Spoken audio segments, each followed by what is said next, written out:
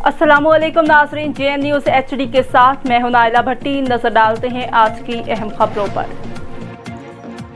जमालपुर से खबर शामिल करते हैं। लाला इमरान की रिपोर्ट के मुताबिक जमालपुर में मेन रोड पर गंदगी के ढेर। जमालपुर के शहरियों का शदीद एहतजाज। वहां पर मौजूद हैं JN न्यूज़ के रिपोर्टर लाला इमरान।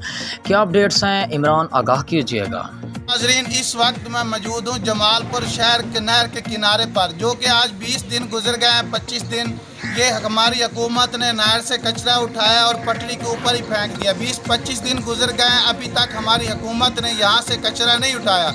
अभी हमारे साथ इस वक्त शहरी मौजूद हैं, हम इनसे जानते हैं क्या कहना चाहेंगे।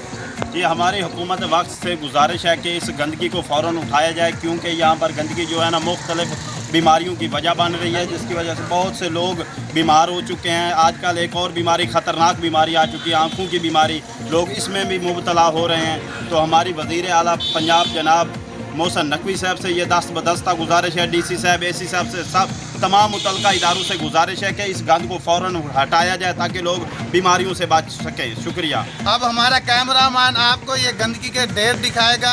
आप लोग इस वक्त देख रहे हैं कि इतना बड़ा गंद पड़ा है, कोई हुकूमत वज़ीर आज़म उठाने का नाम नहीं ले रहा। अभी ये आप चारों तरफ से देखेंगे, हमारा जो है कैमरामैन वो आपको दिखाएगा। ये सारा इस वक्त गंद पड़ा है।